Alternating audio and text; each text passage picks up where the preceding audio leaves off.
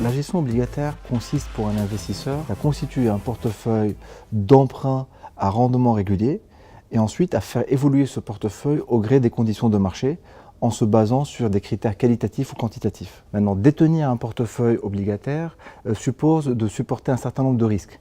Les principaux sont au nombre de 3. Le risque de taux, qui est le risque de la dévalorisation des obligations dans le cas d'une remontée des taux. Le risque de crédit, qui est le risque de dégradation de qualité de l'emprunteur, voire même éventuellement du défaut de l'emprunteur, et le risque de liquidité qui consiste à ce que l'emprunteur ne soit plus capable de monétiser ou de vendre ces actifs-là dans le marché en temps et en heure et avec un bon niveau. Ces 3 risques que nous avons cités ont été récemment occultés par l'action massive des banques centrales qui ont injecté beaucoup de liquidités dans le marché, qui ont baissé les taux, baissé les rendements. Donc ces risques-là n'ont pas été appréciés forcément par les investisseurs. En revanche, nous arrivons dans un moment où il y aura un changement de paradigme avec moins d'intervention de la Banque des banques centrales et avec moins d'intervention, ces risques-là vont refaire surface, vont de nouveau devoir être analysés et appréhendés par les investisseurs avant d'acheter des obligations.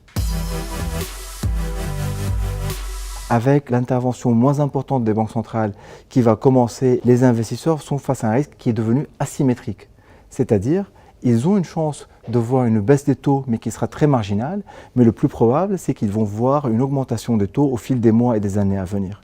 Pour cela, il faut se couvrir. La protection, aujourd'hui, elle peut se faire par différents outils. Il y a plein d'instruments financiers dans le marché qui le permettent. Il suffit simplement pour chaque investisseur de choisir celui qui lui convient.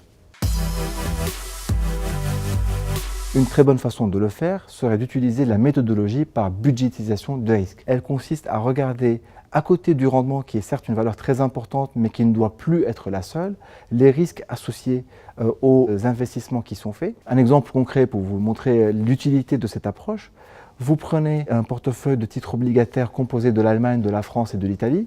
Si vous mettez un tiers de votre investissement sur chacun de ces 3 pays, vous avez l'impression d'avoir fait un investissement équilibré, parce que vous avez l'Allemagne qui est le moins risqué, l'Italie le plus risqué et la France en intermédiaire. La réalité est tout autre. C'est que même si vous avez accompli vos objectifs de rendement, vous avez un portefeuille qui va se comporter à hauteur de 75% comme un titre italien. Ce n'était pas forcément l'objectif initial.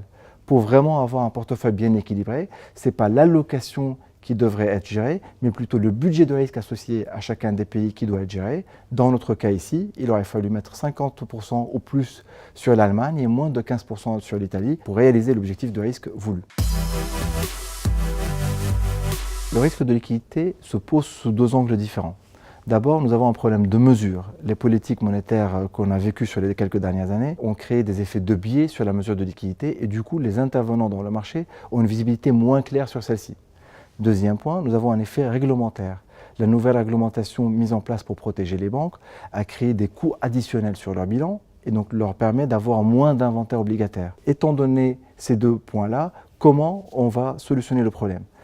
Étant donné que nous n'avons plus la BCE pour venir acheter les titres en dernier ressort, comme c'était le cas jusqu'à présent, il convient maintenant de 1. Mesurer proprement la liquidité et 2. D'intégrer cette mesure en amont dans le processus de gestion, à savoir l'utiliser en constituant le portefeuille et non pas une fois le portefeuille constitué lorsqu'on est dans les tentatives de réduction de la taille du portefeuille. Pour conclure, en fait, on voit bien que ces 3 risques-là, qui sont le risque de taux, de liquidité et de crédit qui avaient été occultés par les politiques très accommodantes des banques centrales, vont faire leur réapparition lorsque les banques centrales vont moins intervenir sur le marché.